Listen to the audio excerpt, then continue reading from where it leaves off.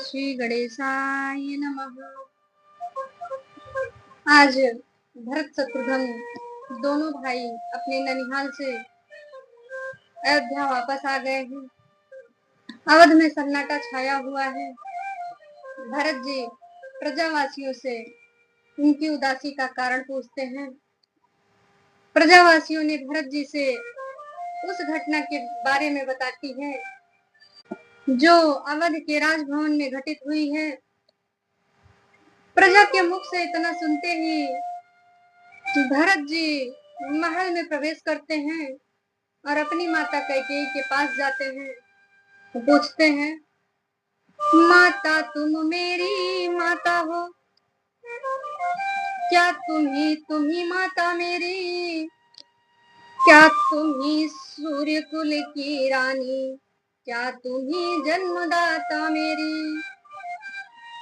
मैं भूला हाँ माता हो तुम, माता का पद तो ऊंचा है, माता से कुछ अनुचित कहना सब प्रकार अनुचित होता है।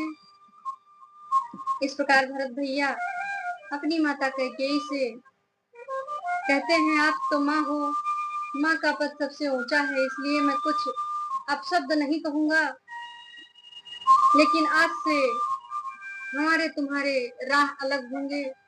न मैं तुम्हारा पुत्र और न तुम हमारी माता रहोगी। तप बुझ कर हो गया ठोस, अब हृदय न कोमल परत रहा, माता माता ना रही अब तो भरत नाभ से भरत रहा। आज से भरत भरत नहीं रहेगा और माँ तू तो माता है ही नहीं, तुम्हारे अंदर माँ के गुण ही नहीं है। इस प्रकार भरत भैया अपनी माता से ऐसे कठोर वचन कहते हैं और अपने आप से अपने मन में यह सोचते हैं, उनको बहुत ग्लानि होती है। देखिए क्या सोचते हैं, भरत लाल ने इधर फिर कहा आपसे आप, उदय हुआ किस जन्म का विधना मेरा पाप। अपने मन में सोचते हैं, हे प्रभु, हे विधाता, यह किस जन्म का पाप है जो आज उदय हुआ है। भरत भैया अपने मन में सोचने लगे और व्याकुल हो गए।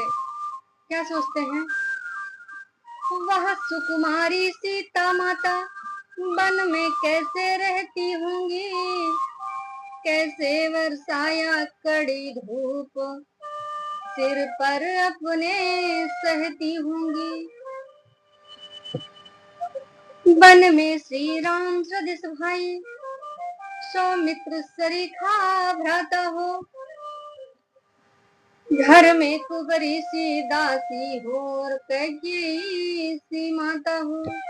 भरत जी कहते हैं, अपने मन में विचार करते हैं, सोचते हैं, ग्लानि करते हैं कि मेरी कोमल सी सीता माता वन में कैसे रहती होंगी, वो कैसे इतनी कड़ी धूप को और वर्षा को सहती होंगी। और मेरे भैया प्रभु श्री राम, जिसका हृदय इतना पावन है, जो दूसरे के दुख को सहन नहीं कर पाते, वो खुद इस दुख को कैसे सहन कर पा रहे होंगे और लक्ष्मण भ्राता के साथ वन में कैसे रह रहे होंगे। और कुबरी जैसी दासी और माता कैकेयी जैसी माँ इस राजभवन में रह रही है। इसका सोच भरत भैया को सता रही है और कहते हैं, इतने दुख पर जब वज्र गिरा, छोड़े हैं प्राण पिताजी ने, क्या यही देखने को धारा नर जीवन मुझ दुर्भागी ने। शत्रुधन किनारे सरयों के हमको तुम पहुंचा देना, जो जब ही पिता का दाह कर्म मेरी भी चिता जला देना। भरत जी कहते हैं, क्या यही दिन देखने के लिए मैंने नर रूप में जन्म लिया था। शत्रुघ्न भैया, जब पिताजी का दाह कर्म जहाँ पर होगा वहीं हमारी भी चिता लगा देना। यह शब्द सुनते ही माता कौशल्या भरत जी के पास आती हैं और देखिए क्या कहती हैं। हे मेरे हृदय प्राण मेरे, क्यों आत्मघात पर तत्पर है। हम सब दुखियारी का जीवन अब तेरे जीवन पर निर्भर है। घटना जो घटी बहन द्वारा वह केवल एक बहाना था। वास्तव में मृत्यु नृपति की थी, रघुनंदन को बन जाना था। देखिए यहाँ पे माता कौशल्या इतने दुख से घिरे होने के बाद भी भरत जी को किस प्रकार से समझा करके सांत्वना देती हैं।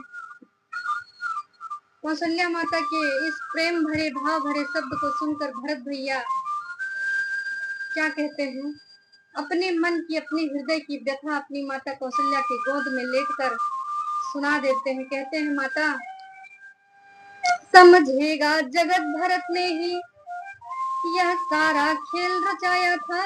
अपने राज्य प्राप्ति के हित कैकेयी को उकसाया था। भरत जी कहते हैं, हे माता कौशल्या, ये दुनिया ये जगत मुझे किस निगाह से देखेगी। लोगों के मन में हमारे लिए यही विचार होंगे कि हमने ही ये सब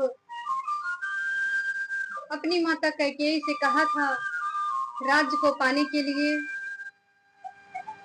फिर क्या कहते हैं, देखिए, भाया हो कभी स्वप्न में भी माता यह कपटाचार मुझे।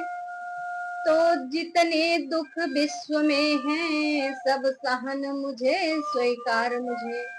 कहते हैं, माता अगर सपने में भी मैंने यह कपट, मेरे मन में यह कपट आया हो तो विश्व में दुनिया में जितने भी दुख होते हैं उसका दंड मुझे मिले।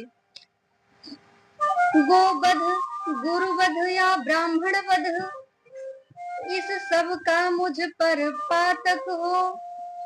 यदि इससे मेरा सम्मत हो, यदि इसका मुझे भान भी हो। भरत जी कहते हैं, माँ अगर भैया के बन जाने के लिए पिताजी को परम धाम जाने में हमारा तनिक भी सम्मत हो, इसका तनिक भी मुझे भनक हुआ हो, तो हे माता गौ की हत्या करने से जितने पाप लगते हैं वो सब मुझ में लगे। गुरु का वध करने से जो पाप लगते हैं वो मुझे लग जाए।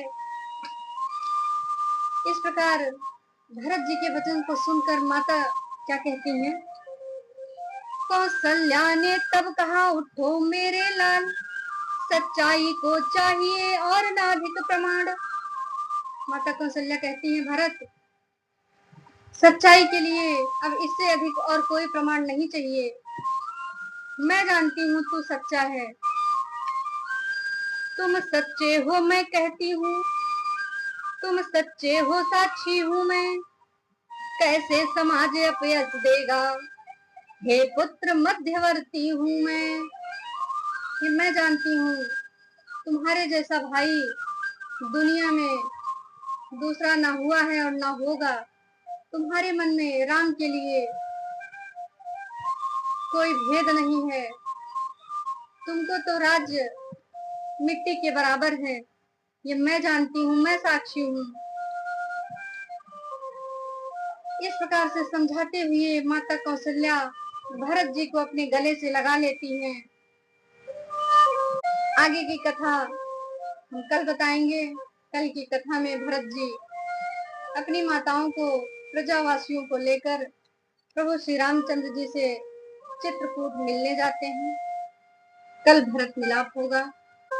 आप सभी को जय श्री राम।